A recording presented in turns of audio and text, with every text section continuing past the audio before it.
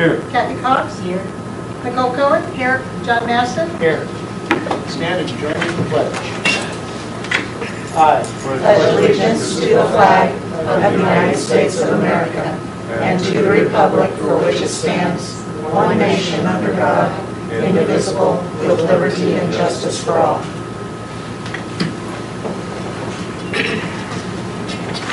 I'll entertain a motion to review and accept the agenda for this session. I make a motion, we review and accept it. Second. Pat Mooney. Yes. Kathy Cox. Yes. Nicole Cohen. Yes. John Maston. Yes. Item 3.1 is approval of proposed budget for fiscal year 2018. It looks like a typo, -18. 2018-19. 19. 1818. Yeah. Yeah. Mr. Murray. Mr. President, members of the board, it's recommended that the governing board approve the proposed budget for fiscal year 19. The Arizona Revised Statute 15-905 requires each district to annually prepare a proposed budget no later than July 5th and furnish it to the county school superintendent and the superintendent of public instruction. After approval by the governing board, the proposed budget summaries and notice of public hearing will be published on the ADE website. The meeting to adopt the budget is scheduled for July 9th, 2018, and a copy of the proposed budget is in front of you. I'll entertain a motion on 3.1. So moved. Second. Discussion. Not yet. We're not just going to vote on it Well, we're not voting today, are we? for the proposed. You have Just to- to you accept have the to. proposed budget. Yeah, you have to kick the can. All right. Mr. President, members of the board, in front of you on the screen, I have a PowerPoint to go through the 2019 proposed budget. As mentioned in the rationale, ARS 15-905 requires that a proposed budget be put together and then brought before the board for an adoption, as far as an approval, I should say. And then at that point, giving notice of public hearing for a meeting later on to actually adopt the budget. So we're here for the proposal today. The presentation will be broken out into the following areas, just briefly in each one: reports, ADM calculations, budget expenditures, conclusion, and then a questions area at the end if you have questions. As mentioned, reports, there are numerous reports that are pulled and utilized from the Arizona Department of Education. ADMS 46-1, you can see SLED reports, English language learner reports, transportation, APOR, which is a combination of many reports, and then the CEDAR report, part of that gives us our teacher experience index number to calculate in the calculating of our budget. So average daily membership, we'll talk about prior year ADM and current year estimates. In front of you, you have all budget worksheets and also the expenditure budget in front of you, as well as a summary page. This is that one page front to back, as mentioned in the rationale. That will be posted on ADE's website for the public to view, so you can at least see what the summary page looks like. This is budget worksheet B, if you want to turn to that and get a close-up view of it. Budget worksheet B begins with prior year ADM numbers that I pull from the Arizona Department of Ed. This is ADM based off of the 100th day, which is in January, about mid-January. The numbers here are valid as of the June report. I will have you know that these numbers can change slightly all the way up through September. So even though we're here today to propose a budget, those numbers there in front of you can fluctuate all the way up through September. We've seen it happen, and usually it's just slight fluctuations. It's nothing real major. So, Can you, right now, at the end of June, is there any kind of trend or that we can, They've been fairly consistent over the last couple of months, so the numbers haven't changed all that much. So I believe that these are pretty accurate. We might go up or down a few ADM, but we won't see any major swings. So you can see going across there, preschool 27.98, and then K-8 and 9 through 12 for your total there circled. That is our 100th day ADM as of January. That's our 100th day number. Now for current year, it's the next line down. That is our current year. Well, actually, it's a few lines down, line 5. It's the current year estimate, and I'm talking about fiscal year 19 current year. And current year funding, as you recall, it requires districts to estimate what their student population will be all the way up and through the 100th day of the next year. So we'll talk about that a little bit later, but off the side note there on the PowerPoint, current year estimates, right now I've estimated just a flat enrollment, and the reasoning behind it, we have our magnet program that we're starting at Oro Grande. We have expanded our specials at the elementary, and then our updates to our athletic facilities at the high school. So because of those, just those 3 areas alone, I've budgeted for a fairly flat ADM based on what we saw this year. We didn't see too much of a decrease. We did see a decrease, but I'm projecting a flat student count for ADM all the way up through January of 2020. And the reason why I'm going to budget for a flat enrollment, the main thing is that what we submit and what you adopt in July will ultimately frame our tax rate.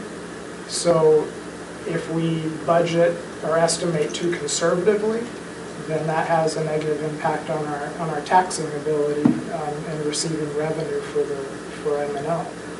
If we budget to where we are too aggressive and not being mindful of our tax community, or the people that we're here and representing, and people that we're being entrusted to take care of their money, if we overestimate and do that very aggressively to try to capture more dollars, and we're not being, in my opinion, honest with the voters and the public, because we're overinflating numbers. So my rationale to budget a flat on a flat showing no growth, actually you see just a slight decrease there of less than 1 ADM, is for those reasons posted on the presentation. So taking that ADM, which is where it all starts, we go to calculations. So again, it comes back to reports received from the state. Once we receive all the reporting numbers, I begin to populate all of these worksheets that you see in front of you. This is worksheet C, so if you want to turn to that, have it a little bit bigger or something more up close for you, you can see that a little bit easier. You'll see that the ADM weighted student count, including our special ed Group B students, students who require additional special services, gives us a total weighted count down here in that bottom corner. That comes down here to about the middle part of the worksheet, and that figure is then multiplied by the base support level amount, the base level support, which is now $4,009 for this next fiscal year. That is the dollar amount that was appropriated by the legislature, or passed by the legislature in this last round of budget talks and conferring with the governor and his 20 by 2020 proposal. The agreed upon base level amount for fiscal year 19 will be $4,009.57. So we'll multiply our total weighted student count by that number, and that's where we begin to see our true numbers coming in, which we're able to budget for, and that would be eventually be our expenditure limitation. So as we go down that sheet, worksheet C, you can see the multipliers there. This next report is the CEDAR TEI report. It shows that our teacher experience index is 1.0013. So what that means is our district average teacher experience average in our district is slightly higher than the state. Not much, but it is slightly higher. So when we go back to worksheet C, you can see where that 1.0013 is factored in. It gives us roughly $35,000 more added to our expenditure capabilities there. You factor in the reimbursables for our annual audit. We can get the reimbursement for that, which is $41,715, for a total of $27,630,000 to start our base support level, and that continues to grow from there. You go to worksheet D, which is the transportation worksheet. Again, it's in front of you, so you have a close view. On line 1, to factor in our transportation support level, we see that in fiscal year 18, there were approved daily route miles of 1,074 miles per day. That's a total route miles for all of our buses. We had 634 eligible students, and that broke down to an average route mile of 1.69 miles per student per day. So that 1.69 miles, if you look at the table there at the very top, you can see that 1.69, that's more than 1 mile. We get a support level per route mile of $2.64. So when you calculate down that worksheet, factoring in the $2.64, plus we get a little additional 0.18 for our voc ed, our athletic trips, which is another $91,000. It comes down to about $602,000. Now the interesting part of that, down towards the very bottom of the sheet where it says TRCL calculation, because in prior years the district was able to claim $901,444.69. Because that has been the case for many years, if you look at line 8C, it actually it asks you if a certain line is greater than the other, you take the greater line, and because in previous years we've qualified for the 901, that's just our transportation support level. So that's what we get year after year is $901,444.69. That gets added to that $27 million figure from earlier. And that's shown in worksheet B if you turn the page. It kind of adds that together for you. So going into prior year funding calculations, again, if you go back to that worksheet earlier on in worksheet B, you use the top line, which is line A1, and this is where we factor in and consider how we fund our overrides and the monies we receive from district additional assistance. Override calculations in DAA are tied to prior year numbers, not current year projections. So that's the nice part about that is it's a little bit more certain, I guess, if you will, a little more stable because we're looking at prior year numbers and what we already know we should be receiving versus projections. So building off of that, off of the prior year numbers for fiscal year 18, in worksheet C, we take the, using both worksheet B and C, you can see where I use that total number in worksheet B, line A1, and then that carried on forward into the next worksheet, worksheet C. And then based on our group B numbers here from the state, this is from our SPED 28 report, I populate all of these cells here. These are our students who are receiving special services in various areas, hearing impaired, and you can see so on and so forth all the way down. Each of those students have a multiplier attached to it depending on their need of service. So certain needs, certain student needs require more money. It just costs more to educate some of those students because of their level of need and supports required. So that's why the multipliers vary. It's based on the need of that particular student based on the disability that they have. So if you go down to the very bottom right corner of that sheet, or my PowerPoint, I should say, that is the total weighted student count, and you see that $6,800 figure there. So I take that and factor in the override dollar amount. Take that new weighted student count. This sheet that you see on the PowerPoint is a supplemental sheet. It's not included in the state reports. But this is used to populate and find out what your overall override calculation or dollar amount will be. And then it's put it back into the state report. So that 6851 total weighted student count, you multiply that by next year's, fiscal year 19's base support amount, and because that increased based on the governor's new proposal, and the legislature did adopt that, at the new $4,009.57 increase, or new support level, times the TEI, which you saw earlier, plus the transportation support level, plus the audit service reimbursement. That gives us an override revenue control limit of just under $28.5 million.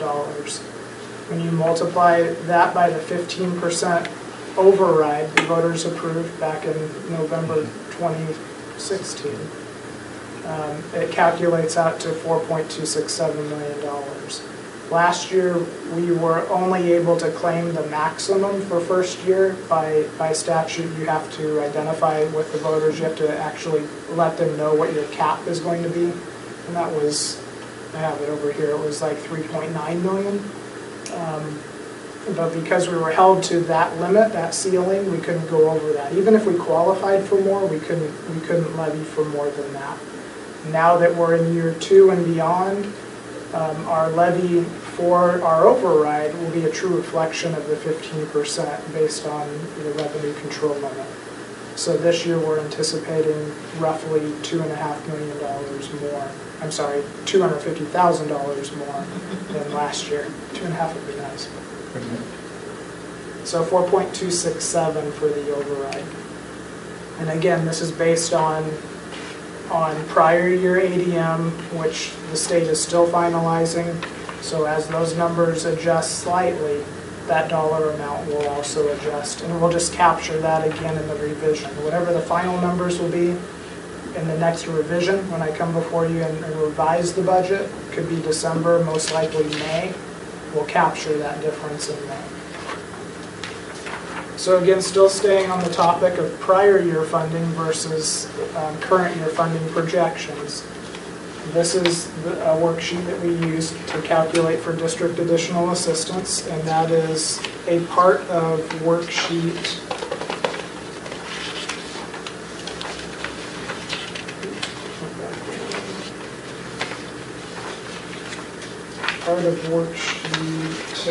page 7 and 8. It's worksheet H. Worksheet H is the actual part of what you see here. But yes, it's page 7 and 15 down on the bottom. So what you see on the PowerPoint is roughly the bottom half of worksheet H. This is where you actually calculate the calculations. You can see there at the top, those are the 3 numbers that we captured for ADM for the prior year, so going back to January of this year. And those numbers stayed the same. You can see the multiplier per student based on whether they're a preschool student, a K-8 student, or a 9 through 12 student. That calculates on down the worksheet. Looking at grades 9 through 12, you see that we have $840,000, $840,137, and then we also receive another $118,000 for textbook support, for a total of $958,896 for 9 through 12 district additional assistance. But then again, like in previous years, thankfully it's not as extreme now, because again, the governor's proposal to slowly reinstate district additional assistance and give back on, ease up on the reductions. So you see the budget reduction line still is present, however, the reductions, like I mentioned, aren't as drastic. So we do have, even though it's quite a chunk of change, from the $958,000 that we qualify for, there's $623,000 that's being reduced. So for 9 through 12, we will receive $335,613. So we do qualify for $958, but it's not as bad as last year and the previous years. So there is some good news ahead. So for textbooks, we will be getting over 335,000. That's the real number that we will actually receive. That's total. Correct. Total DA. Total that's the DAA total would be DAA, for not grades just- 9 through 12. That's not just textbooks. No, that's That's just 118. total DAA. The textbooks was Okay. 118. So going into preschool through 8th grade, we qualify for $1.559 million. State budget reduction is $1,013,000 for a total of $545,881 for preschool through 8th grade DAA, district additional assistance.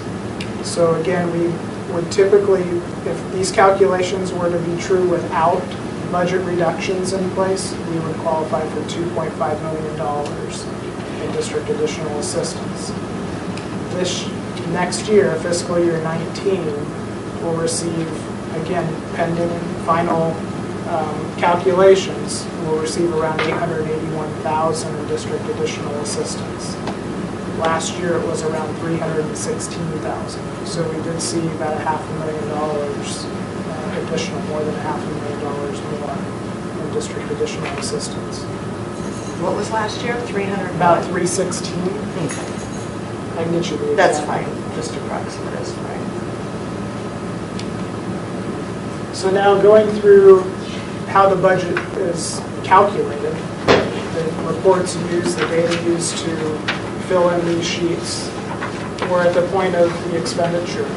So after all of that is calculated, on page 7 of the expenditure budget, which is the other packet that's in front of you,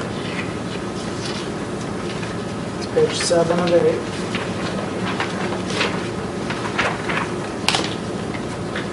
You can see going from the top to bottom, at the very top, we have a revenue control limit for maintenance and operation of $28,531,000. Going down the page, there's your $4.267 million override that we put back into the state form. Every year, we budget roughly for receiving tuitions from other state agencies, other individuals. So we put a small amount there because we do receive some tuition throughout the year. Going further down, there's an estimated budget balance carry forward of just under $1.7 million from last year. Last year's budget balance carry forward into this next fiscal year. Down towards the very bottom, we qualify for roughly $239,000 in Prop 123 money for a total M&O general budget limit of $34,755,551. So that includes the override and carry forward amount in that dollar amount. Now, is that carry forward amount of almost 1.7 million, is that your contingency fund? It is. And that total amount is you're holding? It's a combination of that. It's a combination. We try to have about 5% contingency, 4 to 5%, and then some of that is just unspent funds that just typically will just roll over into the next year. So you might spend some of that. Well, and we might actually even get more of it. We have an encumbrance period still of the next couple months, so we actually might get even more carry forward. It just, at this point, we're projecting about 1.7, but preliminary numbers are also showing it into the 2 million range at this point. So it just depends on the encumbrance period. We had, throughout the year, you can't tell because there are people who break contracts mid-year, so what you budgeted for at the beginning of the year or at the end of one fiscal year, you're budgeting for all positions, but they may not be filled, broken contract, numerous things happen. Transmissions may go out, so you just never know. Air conditioning. Yes. And then the far right column B, that's where you see the BAA, District Additional Assistance of $881,000. So going back in this same packet that you're in, this packet's interesting because you typically work from back to front. You have to have the figures in on page 7 in order to complete page 1 of 8. So if you turn back to page 1 of 8, the main thing to point out on page 1 of 8 is the far right corner, down at the bottom right corner. You see that the $34,755,531 is present. So all of those dollar amounts that you see on this page calculate to that $34,755,000. Down at the very bottom, that sentence there where it says the district has budgeted an amount in M&O funds equal to the general budget limit, that's what you want. If I were to budget anything other than that, if I were to over-expend in my budget or under-expend, then I would get a flag down there at the bottom saying you're off by X amount of dollars. You always want to budget to the budget limit, so that way you can capture all available dollars and at least have a plan to expend those dollars. And the unexpended funds will then roll forward into your carry forward, as we talked about just a few minutes ago. So just a couple quick points down at the bottom of the PowerPoint. It's not on your, it's obviously not on this budget worksheet. You can see just a basic summary, and salaries is your 6,100 column.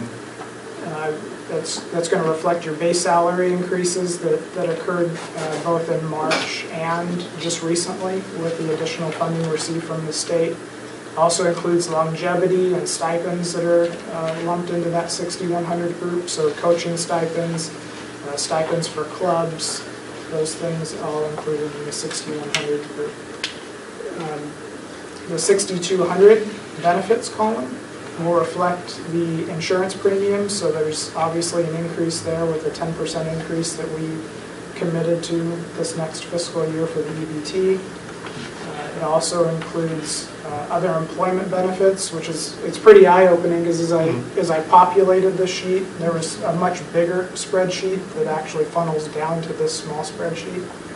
And to line item all of the expenditures for Social Security, retirement, long-term disability, and have the multipliers associated with that, there's a lot. There's a lot of money that the district budgets to every single individual, and I was able to see that every single person employed with the district, as I watched the spreadsheet populate, as I put a formula in place and just watched it all fall online, it's about 21% of additional contributions that the district makes on behalf of the employees. I find it absolutely fascinating as you mention that we have a $20 million salary budget, and then our benefit budget is an additional $10 million in benefit cost. It's actually a little high compared to the private sector. I found that fascinating that it was at that clip. Well, also included in 6,200, as you bring that up, we also have the district contribution to dependent care coverage as well. So everything pertaining to benefits is in that 6,200 group. Now, with that, so you bring up a good point. I'm going to direct your eye to line 4 in the 6,200 group. You see that there's an $1.1 million sitting there. That's our board That's- fund, isn't it? Where that's- the bus barn is? No. This is like last year. Remember how last year when I put this together, I wanted to make sure that contingency money was parked in one place. Right, Right. that's your That's- parking lot. That's kind of, because there's no other line here that says contingency. That is the governing board. Right, fund. I want to say it was governing board unemployment insurance line item code. There was nothing else that I could really, that's a place where nobody will expend money. If Patty gets a purchase order and it shows governing board unemployment insurance, that's a huge red flag that we shouldn't be unless somebody's directing us to spend money out of that fund. That's one that you can't really mix up. It's raining cats and dogs at that. Where is Or there's just somebody coded it wrong. So Right. that's why I placed it there. It's line, Line Line 4. 4 under 6,200. General admin. But I thought that's where we were parking the $50,000 payment. That's on the revenue side. This Okay. is just showing Gotcha, expenditures. expenditure. Yeah. Okay. So when the state provided the extra money for the raises, they did not provide the money for the benefits. It was just strictly for the raises. Right. no, that's not necessarily true. What the state sent us was a 5% or 5.7% overall increase to M&O Okay. revenues. So when you get to the weighted student count, Mike, if I'm wrong on this, just slap me.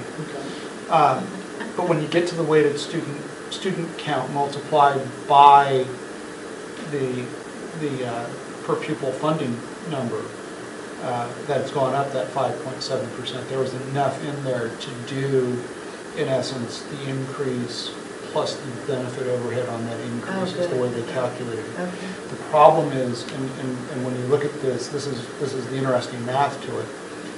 Those districts that aren't necessarily going to be able to get to 10%, the reason why they're not going to get to 10% is the math doesn't work in their favor at 5.7. They need a little bit more to get to 10%. So that's the shift. It's not a perfect, everybody's going to get the same bump out of this. Okay. He's absolutely correct. And the state was also eyeing an average teacher salary. That was kind of their benchmark, that by 2020, they were hoping to get the average teacher salary to a certain level. So they anticipated, or they were formulating and calculating it out of just how much money would be needed to get that average up to that particular dollar amount, whether I think it was like 56,000 or something like that. So they went back and kind of worked backwards from that point. If we put the teacher average at 56,000, that's the average again, how much money would we need to put into the education system to get to that point? And they did, John is correct, they did try to account for all of those benefits to be attached to that retirement, so that 21% that we're talking about. And we're not talking about the medical side. Okay, but that's just- what I wanted, the clarification Not on, the thank medical you. side, not Because the I thought medical that's what side. she was asking. No, I was thinking Okay. about Social Security. Okay. The fixed costs. Those too. Correct. Okay. All of those benefit costs that are required, yeah, but not the medical, because everyone's all over the map on that. Right. So was it the districts that were above the average that could not bring it up, or Well, was? districts were left to their own devices on this. There wasn't a minimum number, and there wasn't a maximum number.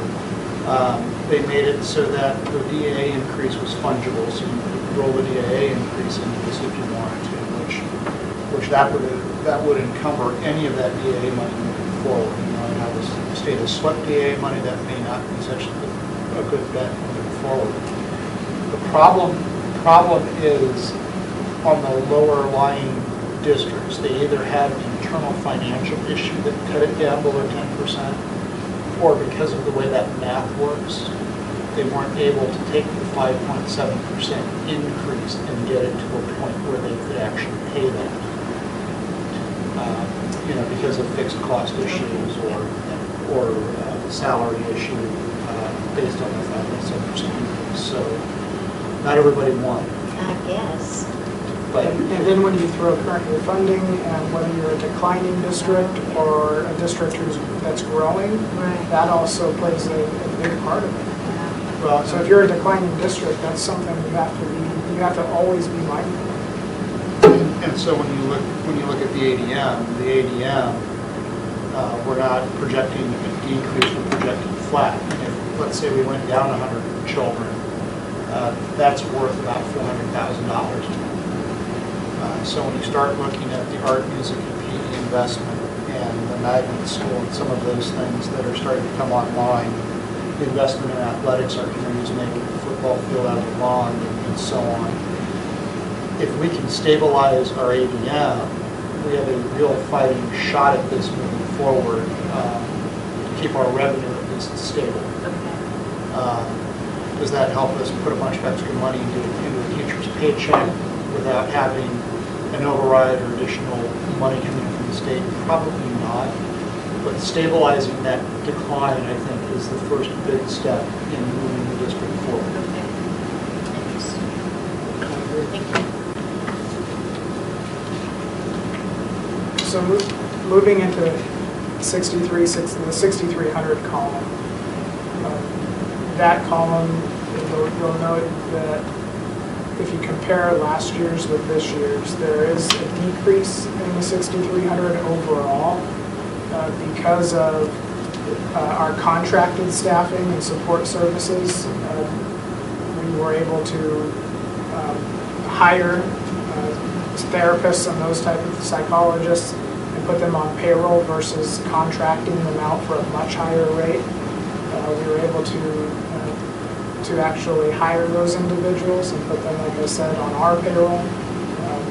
So you'll notice a shift from 6,300 and then over into the 6,100, 6,200 because they're moving from a purchase service contracted employee to a regular employee who would then have their salary and benefits taken out of 61, 6,200. Support services, that ESI employee staffing service, that's also in the 6,300 group. So you're seeing, for example, that top line of $600,000, that's a budgeted expenditure for substitutes in that instructional area for teachers, where in years past that would have been in the 6,100, 6,200 group because we were actually employing substitutes. So there is a little bit of switching from one column to the other depending on whether it's a contracted service or a contracted individual or an employed individual. So I just wanted to at least highlight those three areas. That's typically the biggest areas. Supplies, just in general, are somewhat flat. We've increased it a little bit just because the cost of goods continues to increase. I will make a note here or point out in just a couple more slides right at the end of the presentation that what we're kind of doing overall to have a much better discussion and kind of just improve visibility and the report format of drilling down to the exact whereabouts of certain expenditures. And you'll see what we've done moving forward as we move into fiscal year 19 to try to help us as well as anyone who wants to ask a question that, hey, where is this going? We'll be able to drill down to the magnet program in kindergarten at Oro Grande so that you can see exactly what that program is just doing overall. What are the expenditures? What's the cost of truly having that program at Oro Grande? And this is Should that because of the expand? new financial software system. The old system still would have been able to do that, Okay. but I think that as we were, the new software system has allowed us to really, it's going into my second year now, and it's allowed us to really have some just more meaningful conversations as to how could we improve? And going into a new system has just allowed us to have those discussions, I think, more openly. So I'll point that out in the next couple slides. Okay, in the 6,300 column, 620 school-sponsored athletics, that's $74,000 now. Is that? Umps and reps. That'll be for non-employee coaching and referees, those types of things. So mostly teachers or coaches, Mostly, but what is the $74,000? because we do employ, by way of contract, certain people who are in the community who just might have really good experience in baseball, so they become the baseball head coach. So only those people are in here for purchase? Correct. $74,000 worth? Yes. Well, it's pretty close to that. When you're talking about, I think this year versus last year, we had 2 or 3 head coach positions that typically went to an employee that Right. is now Okay. contracted individual outside. So the coaches themselves who are employees, for example, that would come out of tax credit? No, that's, because last year we made the decision to put several $100,000 into athletics Right. from M&O. So Right. using M&O dollars to support the athletics program. So they would be under the 6,100 column, line 11, that same So line, that the 231,000. Right. Okay.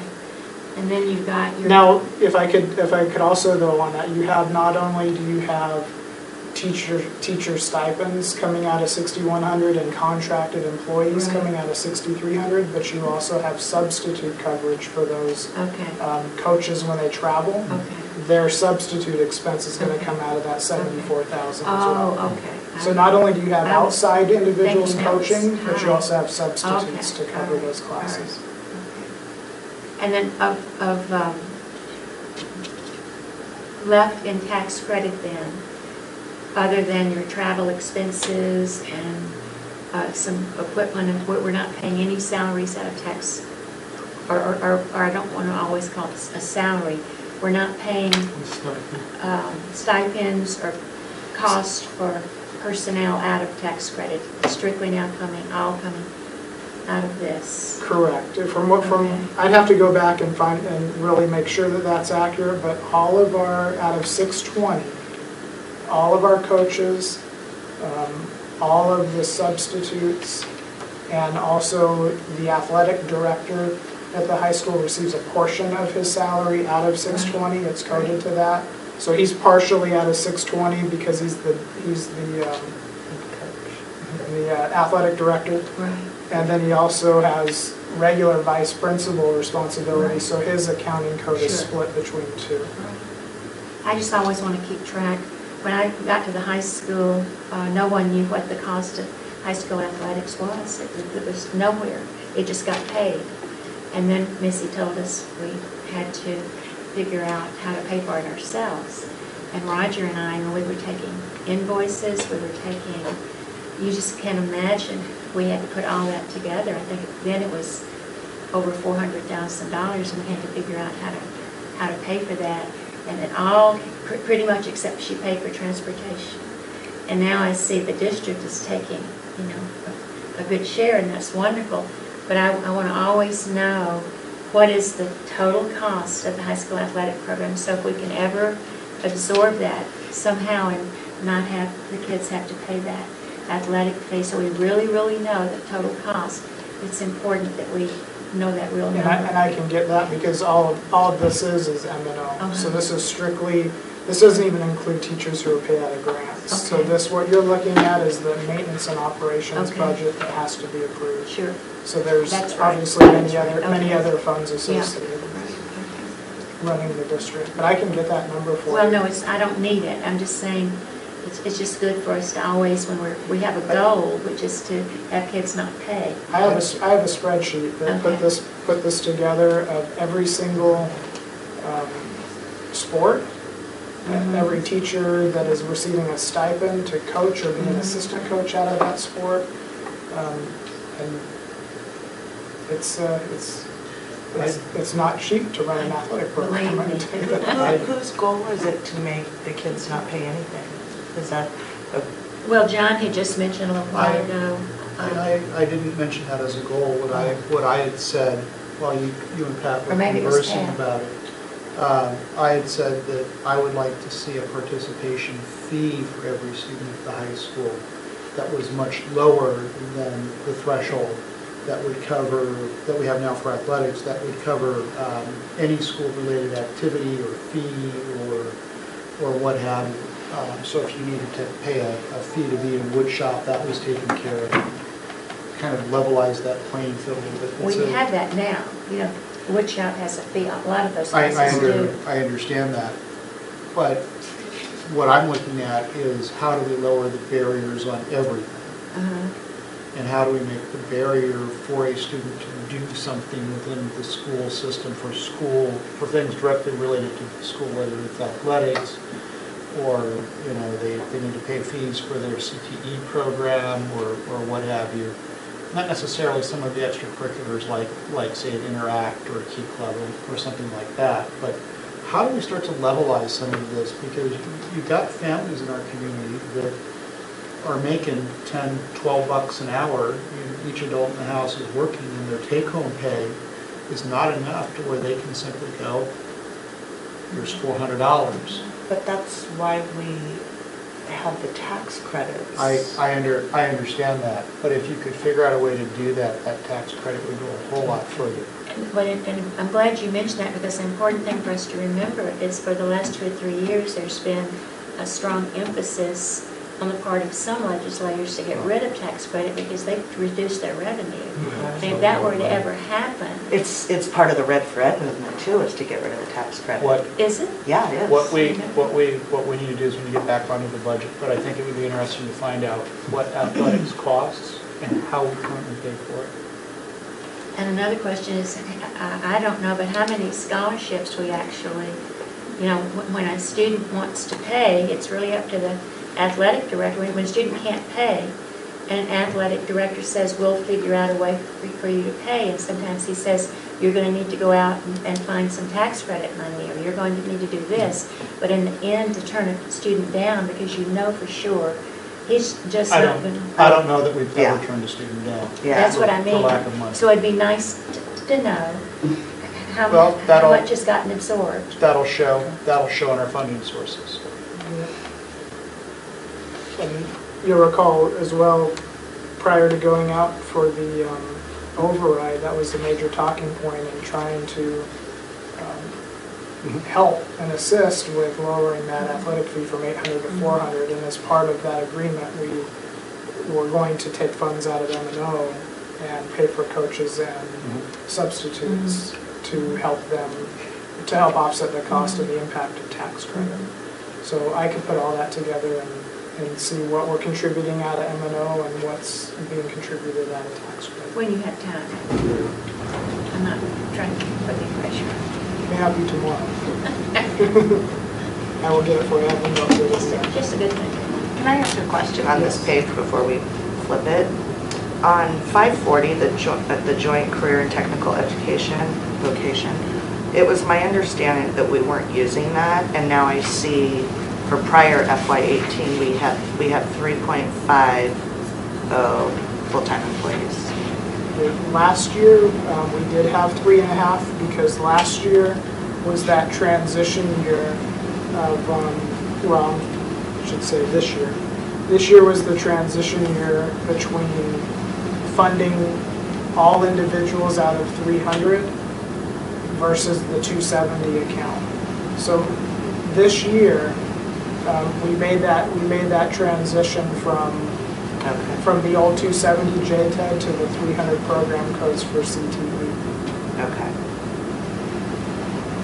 So JTED is no longer coming out of 300? You know, that all of, I'll have to check with Marcia Becker on that, but everything now is assigned a 300 program code versus back in the past it was a 270 code. So now it's a 300 program code specific to that actual class. So it's whether it's a So we're law- eliminating the 200 code, so we won't have any No, 200 will be a lot of special ed or a lot of your 200 program codes. So the Okay. 200 and 300 you see here Right, are special ed, gifted, right. ELL, and also a lot of your CTE courses are all your 300 courses. Okay. So down at the very bottom, the 540, it's still there because you have the Career Center, but we don't, in this district, we don't utilize the 540 program. At least this upcoming year, we don't. Marcia Becker didn't budget for that. She doesn't have any expenditures coming out of 540. How is that budgeted for? So, How is that budgeted what we did use 540 for, and I know we still have a career and technical education center. How are we paying for that? I'll have to go back and see who's actually assigned to that, if there's an actual account code assigned to it at this particular time. No one was budgeted for that for the fiscal year 19. So Right. that means it's coming out of M&O. It's coming out of. My question was, is I'm looking at last year's budget for 17 and 18, and we had zero. It was zeroed out all the way across. So now that I look at it, it says 3.5, and I'm wondering where that 3.5 came from, because it wasn't in the last couple years, and even maybe further back than that, because that's always been a question. We have a JTED program, why aren't we using that line item? I can look into it a little bit more, but That's okay, just a question. I have the revision. Well, yeah, the revision shows 00 as well. Yeah. I'll have to look at it, and that could have been just how it printed.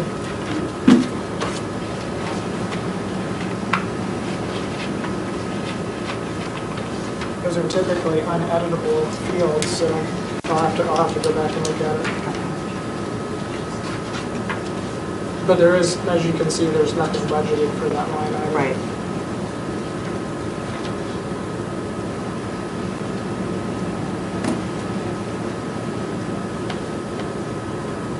Any other questions for page 1 of 8? Age 1 of 8.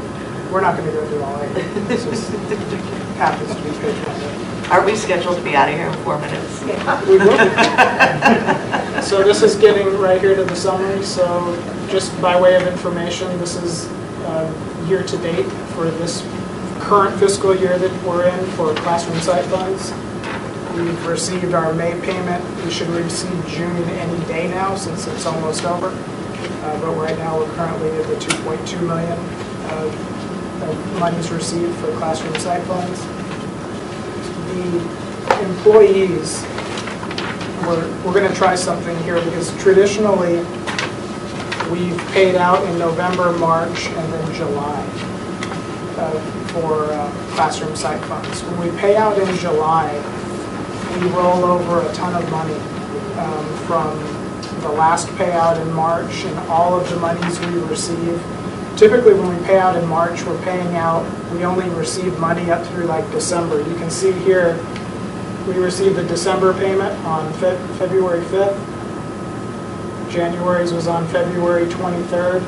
In order to process payroll to get that 301 check out to teachers, we pretty much cut everything off probably right around the January mark and pay everything out in March. But then that means from February all the way through June, we take this money and have it and roll it into the next fiscal year for just a couple days, and then we pay out in the very beginning of July. So what we're going to do, and we're going to try that this year, the teachers will actually receive what's normally their 301 payment in July, they're going to receive it on June 29th. So we're going to pay out everything we have to date. So that will mean up to this May payment from the last payout, which was probably January's payment. They'll receive that in just a couple days. That way, all we'll do is carry forward June's payment into July because we won't receive June's payment in time. So we'll carry forward one payment versus 5 or 6 into the next fiscal year, which will be, in my opinion, a lot cleaner. It'll just help keep things more fiscal than moving a large sum of money into the next fiscal year just to pay it out a few days into the fiscal year. So we're going to try that going into a new software system. Again, we kind of needed A test. kind of a test anyway, so it was the perfect time. It'll be And nice for teachers too, Yeah. they can use So it they'll for actually vacation. they'll receive 4 301 payments this year because they received one in July and then one again in November, March, and then the end of June. So they'll receive 4 this year. And then just the last, kind of one of the last things here before I close, the Instructional Improvement Fund to date, we get 2 payments per year. We received the December payment. You can see that was distributed in February, and we should be receiving the June payment any day now. So just down at the bottom, 50% of the money can go towards teacher compensation. The remaining goes to instructional improvement type programs. So just by way of information for next year, Indian Gaming or Instructional Improvement, which is the actual correct title to it, was always identified as Fund 020. Next year, we're going to break that out into 020 and 021, so you can see that we can split up the dollar amounts received, put 50% in one, 50% in the other, pay teachers out of one, and pay programs out of the other, so it's clean. There's no wondering about, when you look at the lump sum after that's been accumulated over years and years and years, it's just easier to divvy that up right away and throw 50 and 50 into each fund and make it clean right from the get-go. Do you know which one will be which? 020 is programs, 021 is compensation. And just by way of information, the salary next year will pay the new the instructional interventionist position we added. We added one of those for next fiscal year. We'll pay that out of 020 or 021. What school will that be? Startline. They're a non-title school, and they were in need of one. They haven't had one for a long time, so we put an instructional interventionist there, and they're going to use instructional improvement funds for that. Which Jamaica does not have one. They do. No, they do. Oh, have one. but they're not Title I either. No, but they've had one for quite some time. So in conclusion, talking about tax levy, this is the levy sheet that will go to the county. I apologize, I should have made a copy for you. But just in summary, down at the very bottom is the tax rate for next year. It's also included on the cover, so you can actually do see it. It's on the cover of your expenditure budget. So Nicole, you can see that on your expenditure sheet here. Oh, sorry. But I can get you a copy of that too. It's gone down. It did. So the assessed value of the district and the surrounding neighborhood went up. So typically when assessed values go up, there's you don't have to, you can lower the rate because you're receiving more in assessed valuation. So the primary tax rate, this still has to be approved through the county, but based on calculations, it's coming out to be 3.3947, which is a decrease of about 0.3, a little less than that. The override for this is the secondary tax rate calculation that will go before the state, or both before the county. It shows that the override will be at 0.5776. That went up slightly. Class B bond, or the class bonds will go down to 0.20, which is a decrease. You'll remember the first year we had extra, we elected to pay a little bit more because we were giving back to the taxpayer with the excess, or with the debt service that would accumulated from years ago. So we offsetted the tax rate last year to allow us to have more dollars available to us up front. So this 0.78 is back down in line with what Stiefel and Bond Council presented to us years ago. That trend is keeping exactly in line with what they calculated. So with the decrease in the primary and a decrease in the secondary, hopefully most people will be we'll be happy to. So much for getting newspaper coverage on it, it's kind of going. So looking into fiscal year 19, this is what I was talking about earlier. More detailed reporting is what we're already structuring and have structured to do. Right now, these are the unit codes, so we can identify expenditures to a particular unit or facility, school building. Right now, it's currently structured this way. Each of the schools have their own code, and the district was lumped together as a 500 unit code. So what we're doing next year is we're going to take that out, and we're going to complicate it even more. But we're going to make it so where that we can drill down, like I mentioned before, in every area of the district, so that we can pull an expenditure for whether it was a grants expenditure or a warehouse expenditure or maintenance expenditure. We can attach that unit code right to that expense code and tell anyone where that went. We still would be able to do that. It's just when you have a 500 code, you kind of have to dig back to the program code and the function code, and really kind of, it takes a lot more work than to be able to just say, well, that was assigned to unit 522. That's a transportation expense right off the bat. Right. And then you can go in and look for the detail even further. This will also help, in my opinion, for budgeting purposes. When we have those conversations, probably January, February next year, to prepare for this moment, I can hand the business department, which would be me, I can hand educational services or Aggie special services, I can hand her her expenditures to date right off of a 526 report, and then we can compare trends over time. Trends for the fiscal year 19 so far, but in the years to come, we'll be able to look at trends over time and be able to more effectively budget that way. So I think that was kind of Grumpy's, that was a big talking point for him, and we've been listening, and we've been trying to continue to move forward and implement these things. So they haven't fallen on deaf ears. It just takes time to get to that point. And I think that we've accomplished a lot over the course of this last year and trying to move forward into fiscal year 19 to continue to improve. So that's just something for you and for the public, for anyone who's entitled to see our records. We can more effectively give them that information.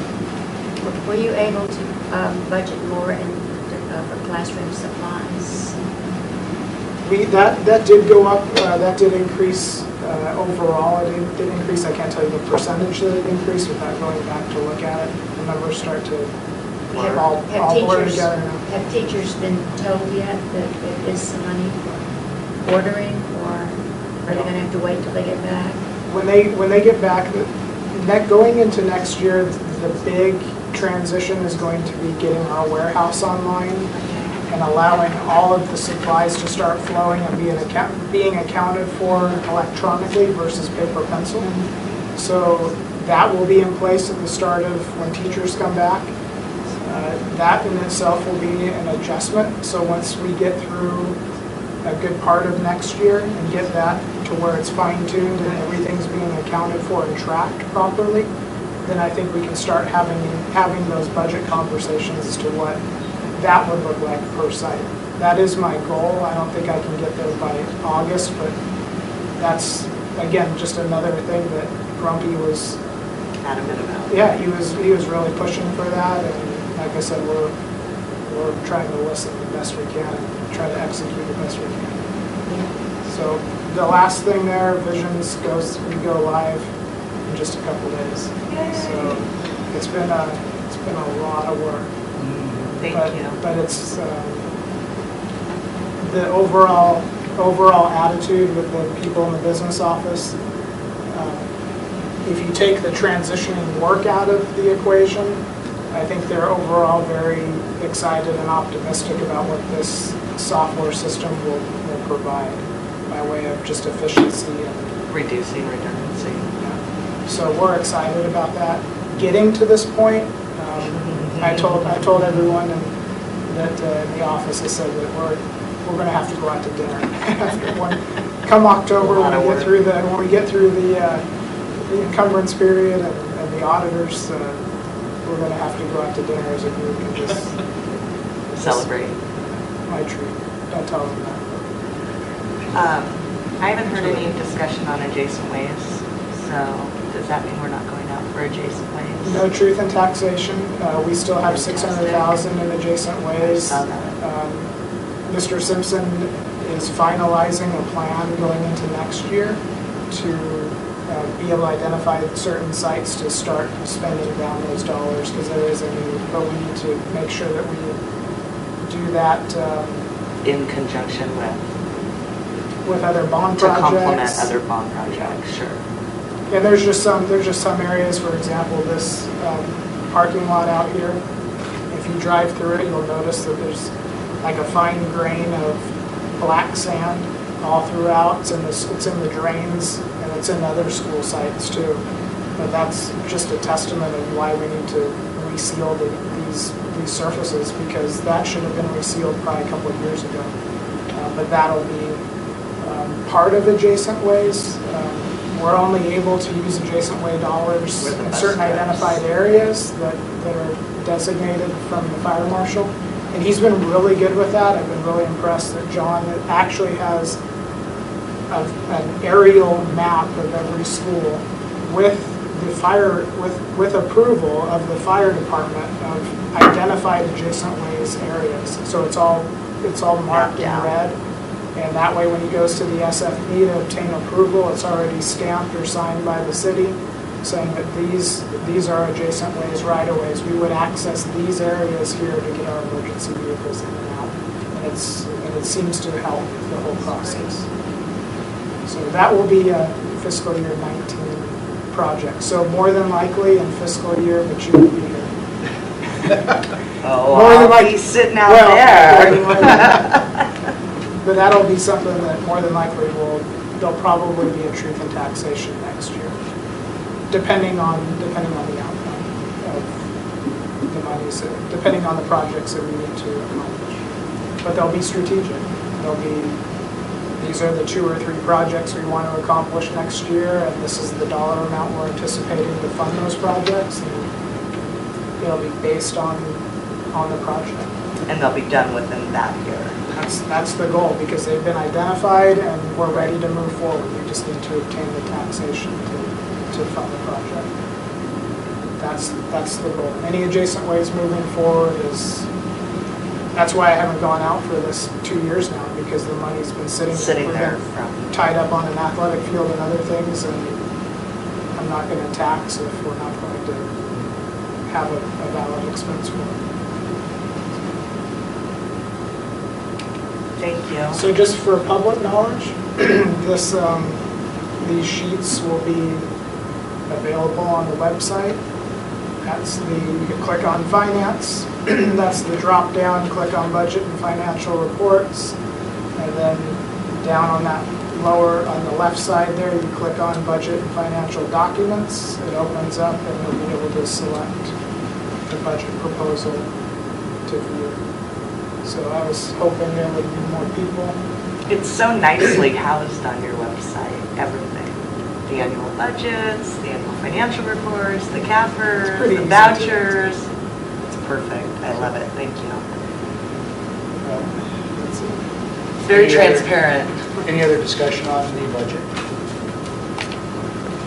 If not, we'll call for the question. Nicole Cohen, Yes. Kathy Cox, Yes. Pat Rooney, Yes. John Maston, Yes. Item 3.2 is a call for the public hearing on July 9th, 2018. Mr. Murray.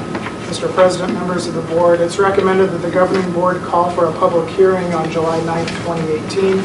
The governing board is asked to approve a call for a public hearing to be held on July 9th, 2018 at 6 p.m. to present for adoption the 2018-19 proposed budget for consideration of the residents of the district. I'll entertain a motion on 3.2. I make the motion we approve 3.2 as presented. Second. Discussion on 3.2. I'll have another PowerPoint for that. Just kidding. unless you want me to. Kathy Cox, Yes. Pat Rooney, Yes. Nicole Cohen, Yes. John Maston. Yes. And that being your notice of the next board meeting, I will entertain a motion for adjournment. I make a motion to adjourn. Second. Pat Rooney, Yes. Nicole Cohen. Yes. Kathy Cox. Yes. John Maston. Yes, Thank you. we are adjourned.